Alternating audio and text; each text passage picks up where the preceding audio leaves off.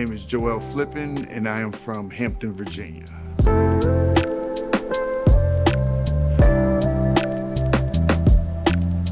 COVID made me see the world from an isolated point of view. That's where I started developing my own characters and everything that's inside of my mind versus just painting or drawing what I saw outside. So that's where everything got internal. I have an insatiable urge to create. It became a necessity a few years ago when I started trying to sober up. So I found that it helped me keep my mind straight. It kept me busy and it gave me structure. And so that's what led to me painting all the time. I create nonstop.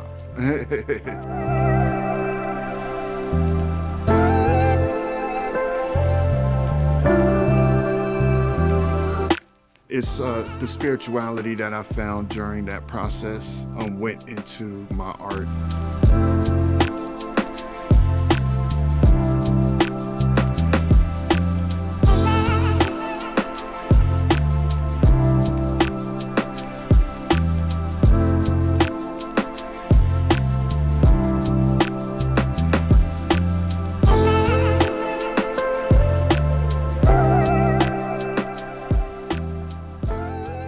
The world began around COVID once again.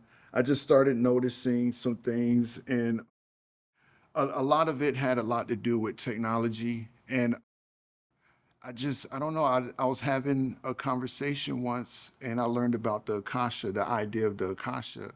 And, that's like this metaphysical idea that everything is recorded in the ether. I wanted to make that literal. I was like, how would that look in the real world, right? Everything being recorded. And so I'll be like, of course it'd be some kind of internet or something. So the idea of this thing called the Akashanet came about. And that's where everything that anybody has ever done is being recorded. And then it kind of dawned on me, I'm like, well, if something like that existed, politicians, right, or somebody in power would want some type of control over it so they could, take out what they do, right, and keep that whole side of it hidden. My main character is a guy called the Doc, and he creates these automatons to preserve memory, because like I said, the fear of somebody taking over the Akashanet was real to him. So he wanted to preserve the history of human beings and the memory of them. There's another character, or the politician, the tyrant, called the Vibe Coder, and he's the one who hijacked this Akashanet, and he just speaks lies into it. So anytime anybody's accessing the Akashanet now, it's all lies being told by him.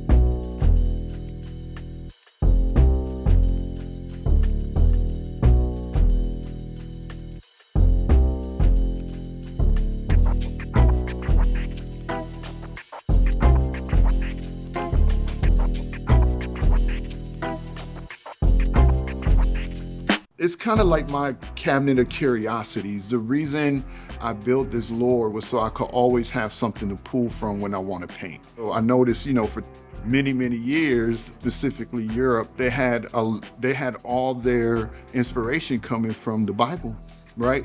So I was like, I want to make my own mythology so I could always have inspiration. So now each one, I kind of look at it like an anthology. Each character is its own story based inside that universe. This piece, it's a little more abstract in idea, but it's called the Avatars for the Savants. So this is one of the few automatons I've painted so far where the people they represent were still alive. I was watching The Shining and got inspired by the twins. These girls represent two young ladies who had really big dreams. One wanted to be a medical doctor, so that's the syringe. I forgot what those are called, those things we used to put, right. So they had the vision, but that represent the viewfinders, there you go. So they represent them flipping through and seeing their future, but not being able to achieve it due to, gender and racial biases, right? That's why I have them dressed in an older time. It was inspired by the twins, but it kind of fit that whole motif. And I call them avatars for the savant because at that time, I imagine that the people these were created for were still alive, these two women, and they could revisit it. So, I imagine this thing that they could put on their heads and they could get back inside of the machines, right, and revisit their childhood. It was a really incredible idea, but my favorite thing about it is the actual look of it itself and the painting process and technique. Okay. All right, cool. Yeah, so you were just telling me about the burnt sienna that you put down and then the yellow ochre you said that gives it like this glaze. Yeah, it's to warm it down because it was really cool. Yeah, Like when I finished it, it was blue. It was really blue, for sure. and so I warmed it down a little bit. I do that with some of my paintings. Not often, but Yeah. when it's really blue, I do it. Yeah. So Okay. Yeah, and I love the like undertone that it gave it. You can tell it's like very much shining inspired. I love the shadows that you did. This is the first work of yours that I've seen that's been like this technically detailed. right, yeah. Yeah, tell me more about that. How was that? So this technique wise, this is the piece I'm chasing with acrylic because we always try to make acrylics look like oil. Yeah. All acrylic painters, most of them. So that's what I was attempting here, and this is the closest I've got. Hmm. Technically, it's my favorite. My Yeah. favorite. This one is titled "The Sybil Wagon." The word Sybil is like an oracle, and she represents many stories, right? That was the idea of preserving memory. She is a automaton, she's a machine. And when she was found, she was set up near a beach or near a port, water. So a lot of travelers will come through and she'll tell a story and they'll leave markings on her to represent something that they have experienced. She became the storyteller, and that's what she represents. And she has secrets, many secrets. So that's the lockbox, which is a running theme in a lot of my art. Is like I said, it's internal. So we do have our parts of us that we keep to ourselves. In the lore itself, these boxes open up. It's called the telling, and the story of the actual person it represents comes out of this box, and it's just a part of healing. We have something in my 12-step fellowship called Step 4, where Step 4 and 5, but you write down all your flaws, everything you've done, and you have to be 100% honest about it with somebody. So everything, every secret is hard to do, but that's what that locked box represents. You open it when you're ready, and a lot of healing comes from it.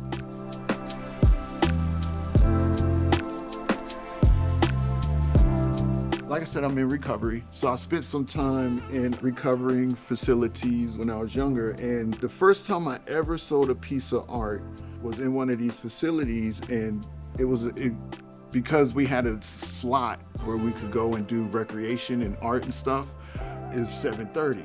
So, at 7:30, I went there and I was drawing these pictures, these ink pictures. And one time this guy bought all these ink pictures that I drew. It was the first time I ever sold a piece of art. And that's one of you asked earlier, that's one of the biggest moments in my art life. That's where I realized I can sell art. So now I try to remember that moment, and I put 7:30 in all of my art. So in the lore, it represents when these machines come on. So what's that, July 30th, they come on from 7:30 a.m. to 7:30, and that's when you could hear their story. That's when they do their telling of their story. So.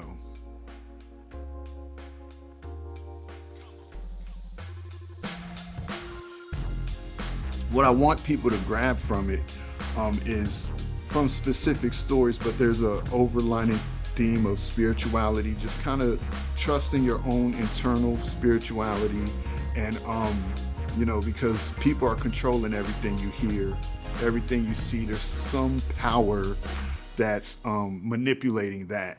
And so at the end of the day, you got what works for you and your own intuition.